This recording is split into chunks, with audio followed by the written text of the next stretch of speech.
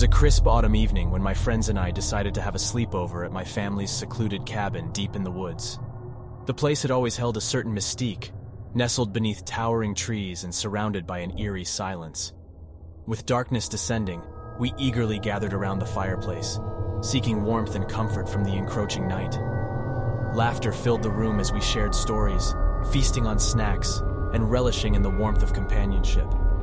But as the hour grew late, an unsettling stillness settled upon us. The air turned heavy, suffused with an indescribable tension. It was as if the very atmosphere conspired to fill us with unease. Deciding to brush off our growing apprehension, we readied our sleeping bags in the loft, attempting to find solace in the cozy nooks. The moon cast a pale glow through the cabin's small windows, casting eerie shadows across the room. The creaking of the floorboards outside intensified our unease, but we rationalized it as nothing more than the wind whispering through the trees. As I lay there, my eyes heavy with fatigue, I noticed a faint scratching sound. At first, I dismissed it as the echoes of branches scraping against the cabin's wooden exterior. Yet the noise persisted, growing louder and more insistent. Panic clawed at the edges of my mind, but I forced myself to stay calm. Suddenly, a piercing screech shattered the silence, reverberating through the cabin. It was a sound that struck terror into the core of my being, like the anguished cry of a tortured soul. A cold shiver raced down my spine, and my heart hammered against my chest. Trembling, I turned to my friends, hoping to find solace in their eyes, but they were as white as sheets, their faces etched with terror.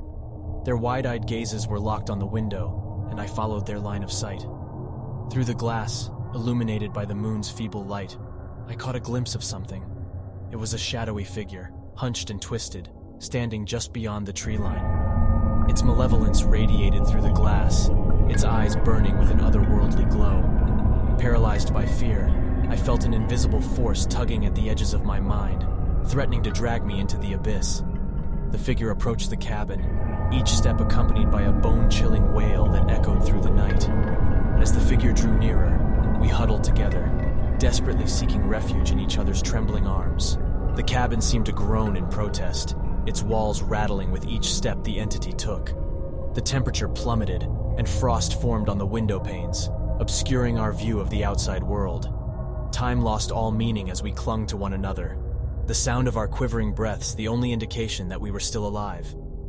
But then, in a heart-stopping moment, the figure vanished, leaving us in a cold and oppressive silence. Silence stretched into an eternity, and we cautiously ventured downstairs, our hearts pounding like drums in our chests. The cabin stood silent and still, devoid of any trace of the presence that had tormented us. In the morning light, we surveyed the surrounding woods, searching for answers. But there was nothing to be found. No footprints, no signs of disturbance. It was as if the night had swallowed our tormentor, leaving us with nothing but lingering fear. Years have passed since that nightmarish sleepover, but the memories remain etched in our souls. We never spoke of the entity that haunted our dreams, silently agreeing to bury our shared terror. The cabin still stands, a silent sentinel in the woods, a reminder of the chilling darkness that lurks beneath the surface of our everyday lives. Sometimes, on nights when the wind howls through the trees, I catch a glimpse of that figure in my nightmares, a twisted specter that seeks to claim me. And in those moments, I am reminded that not all fears can be silenced, and some nightmares never truly end.